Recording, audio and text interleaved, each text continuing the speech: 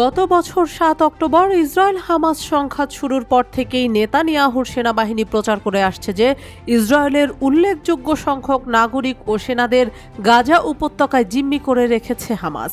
এমনকি ইসরায়েলি সামরিক বাহিনী গাজার বিভিন্ন স্থানে হামাসের লুকিয়ে থাকার অবস্থান খুঁজে বের করে সেখানে জিম্মিদের আটকে রাখা এবং নির্যাতন করার নানান আলামত তুলে ধরে বিশ্বের মানুষের কাছে।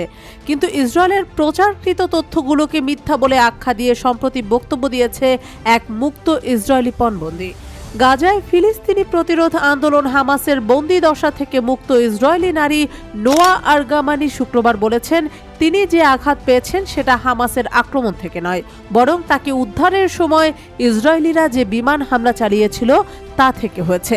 এর আগে বুধবার টোকিওতে G7 দেশগুলোর কূটনীতিকদের সামনে কথা বলার সময় আরগামানি বন্দী দশায় তার অবস্থা সম্পর্কে বিস্তারিত বর্ণনা দিয়েছিলেন।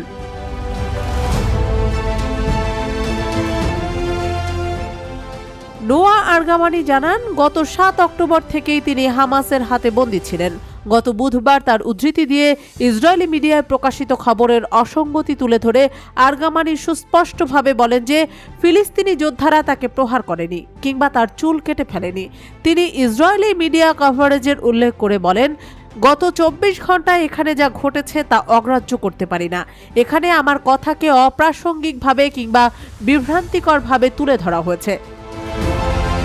তিনি বলেন, আমার বন্দী দশার সময় হামাস সদস্যরা আমাকে আঘাত করেনি, তারা আমার চুল কাটেনি। ইসরায়েলি বিমান বাহিনীর এক পাইলট একটি দেয়াল গুঁড়িয়ে দিলে আমি আহত হই। তিনি বলেন, আমি ৭ অক্টোবরের শিকার, আমি মিডিয়ার হাতে আবারও শিকার হতে চাই না। ইসরায়েল গত জুনে গাজার নুসেরাত ও দির আল বালা উদ্বাস্তু শিবির থেকে ১৬ বছর বয়সী আরগামানিকে উদ্ধার করে। ওই অভিযানের সময় অন্তত ২৩৬ ফিলিস্তিনি নিহত হয়, তাদের বেশিরভাগই ছিল নারী ও শিশু।